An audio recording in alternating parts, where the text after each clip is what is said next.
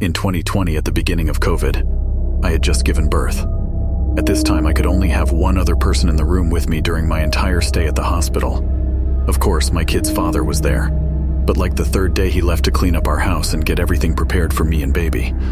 I had gotten sick and had a C-section, so I had to stay for about 4-5 days.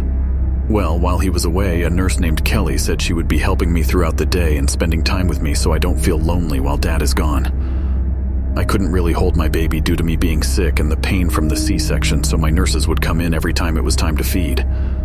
I noticed when they came in, they wouldn't acknowledge Kelly, and she would go to the farthest part of the room and she would tell me, "I'm just gonna get out of the way." Now, she did tell me that she didn't specialize in what they did. She was just for comfort. So I didn't question anything. The entire day, she was so helpful and encouraging to me. I really believe I would have broken down if she wasn't in there with me. She was such a sweetheart. Well, after about 5 or 6 hours, she told me she had to leave, and that she would come to visit me before her shift was over to see how I was doing.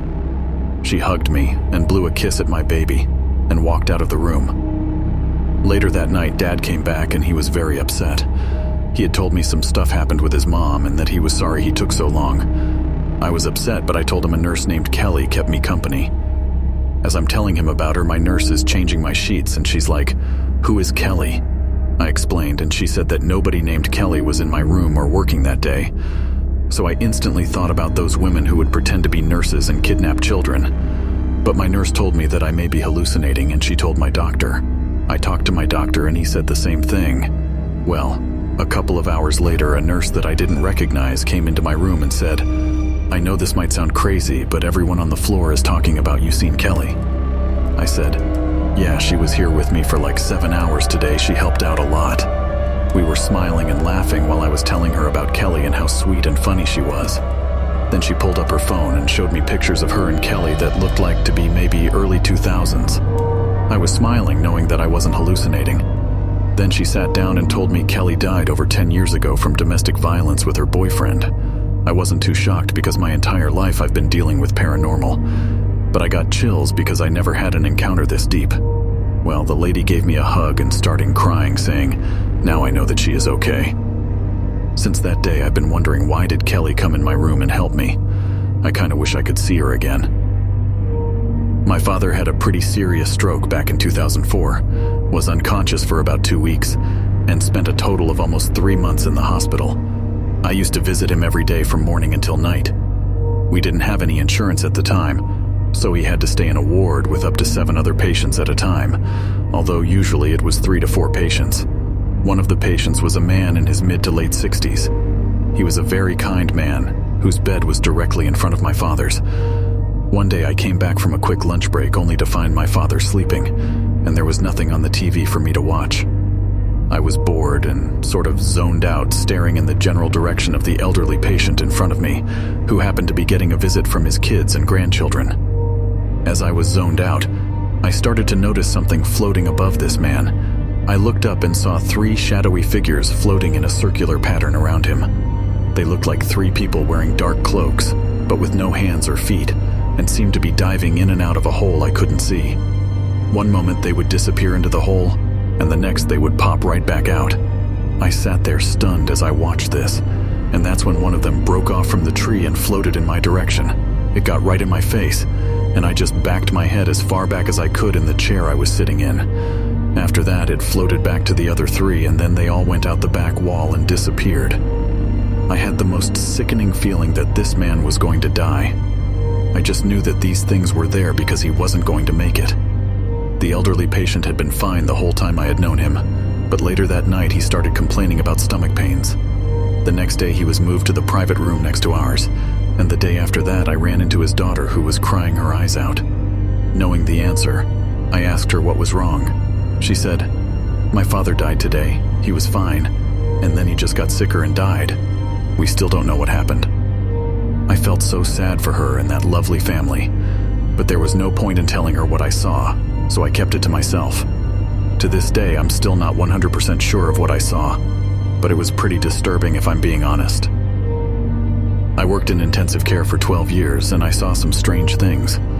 One night, we had 4 patients in a row lose very important lines. No one was in the room with them, Our desks were designed so that we had a desk between two patient rooms. We could see both rooms from one desk. The patients were sedated on the vent. The first had a central line that pulled out. We managed that, stabilized the patient, and then the next patient pulled out their breathing tube. The next is a feeding tube. The next is another breathing tube. There was no reason we could figure out this. Some patients would see a little boy in red pajamas come to their door or into their rooms. The patient would die soon afterward. I only had one patient that saw him. She had a stroke. We were doing comfort care only. I was working the night shift. Throughout the night she had periods of being afraid, so I would hold her hand and we would talk, the best she could, and this would calm her down. During one such talk she said, "Watch out for Bruce." Bruce is my dad's name. This woman didn't know me, did not know my dad, and I had made no mention of him while taking care of her. I said, "Who is Bruce?" thinking maybe it was someone close to her. She laughed and said, "You know who he is. You look just like him." I had chills all over. I do look like my dad, just like him. She said, "Watch out for him. Make sure he doesn't fall." And then she drifted off to sleep.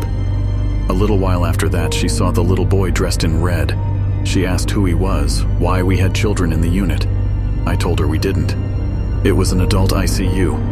I asked her to describe him. She said, "I guess he's about 2 or so, blonde, wearing red pajamas. He comes to the door and just stares at me. He doesn't come inside." She died later that day on the day shift. We had superstitions about certain things, such as if a patient was dying, tie a knot in the bed sheet and the patient would last through your shift. Or if a patient was dying and it seemed to be unusually prolonged, open the doors or windows and give their spirit somewhere to go. Sometimes patients would hold on until a certain loved one arrived at the hospital to say their goodbyes.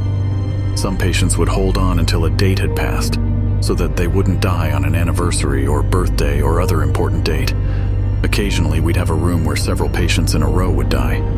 So we started asking the chaplain to cleanse the room after 3 deaths. That would almost always end the cycle.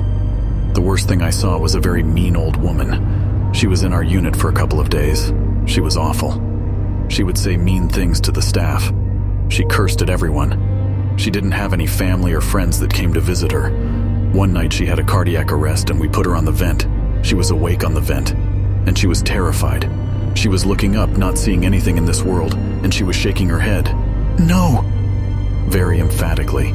She was holding her arms up as if to protect herself. She looked like she was trying to scream, but of course she couldn't make any sound because of the breathing tube. We tried to calm her down, to sedate her, but nothing worked. She had another cardiac arrest and died. After her death, we contacted her sons. It was then we learned why no one visited. She had abused her 2 sons their entire lives. Both had cut off contact with her. Whether you believe in hell or not, she was going somewhere she didn't want to go.